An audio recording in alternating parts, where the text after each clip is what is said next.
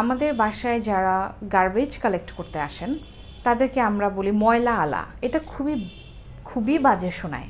আজকের থেকে আপনি আর ময়লা আলা ওয়ার্ডটা ইউজ করবেন। হেই অল আর্ট লাভার্স, হোয়াটসঅ্যাপ।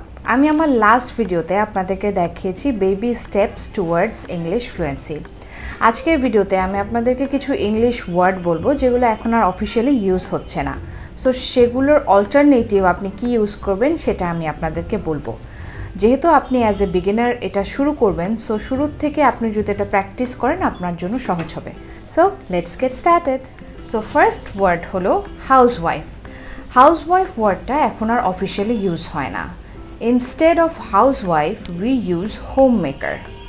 এটা অনেক বেশি রেসপেক্টফুল বিকজ আপনার মা she is making your house a home by keeping up the bondings between all your relatives, feeding you. So she is doing it emotionally with her hard work. So হোমমেকারটা অনেক বেশি respectful. So আপনার বোন, আপনার মা, আপনার wife যেই হোক না কেন, আজকের থেকে আপনি হাউসওয়াইফ ওয়ার্ডটা ইউজ করবেন না।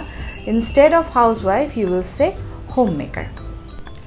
Second, waiter or waitress. অনেক দেশ আছে বিদেশে, আপনি যদি ওয়েট্রেস বলে ডাকেন তাহলে তারা অফেন্ডেড ফিল করে। সো আজকের থেকে আপনি এটা ইউজ করবেন না। সো আপনি যদি রেস্টুরেন্টে বসে আপনার যদি অর্ডার করতে হয় খাবার, then you will just say excuse me, or excuse me mister, or excuse me miss. That is enough. Next word হলো এয়ার হোস্ট্রেস। এই ওয়ার্ডটা এখন আর অফিসিয়াল ইউজ হয় না। Instead you will use cabin crew or flight attendant. Then we don't use businessman anymore, we say business person. Same goes to chairman is not being used now. Chairman use না করে আমরা এখন বলি chairperson. Salesman use করা হয় না, salesman use না করে আমরা বলি salesperson. Fireman, we don't use it anymore. Instead, we say firefighter. Also, we don't use policeman. We use now police officer. অনেক সময় আমরা একটা ওয়ার্ড ইউজ করে থাকি, সেটা অনেক rude, that is cameraman or camera operator. এটা কিন্তু অনেক রুড।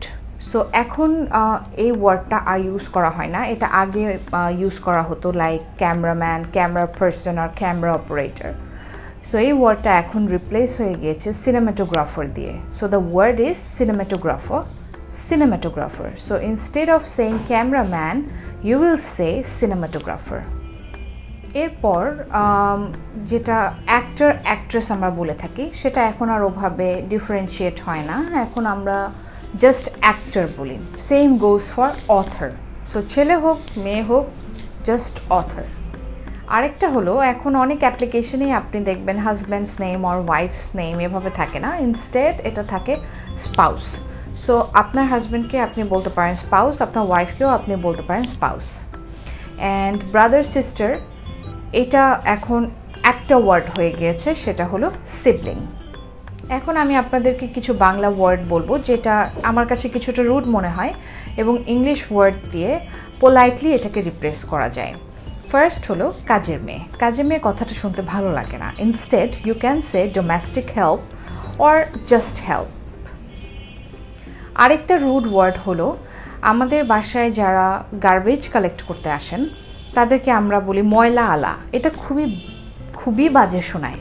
আজকের থেকে আপনি আর ময়লা আলা ওয়ার্ডটা ইউজ করবেন না। Instead you will say waste collector or garbage collector. এটা শুনতে বেশি ভালো লাগে। ময়লা আলা, it doesn't make any sense.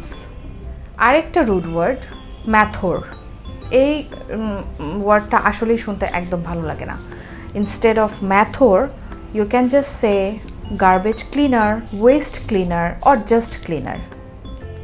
So that is it for today.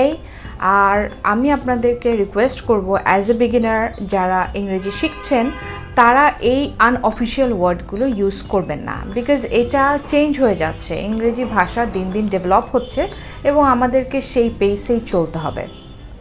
So এখন থেকে আপনারা এই ধরনের আনঅফিসিয়াল ওয়ার্ডগুলো আর ইউজ করবেন না। Thank you so much for watching. I will see you in my next video.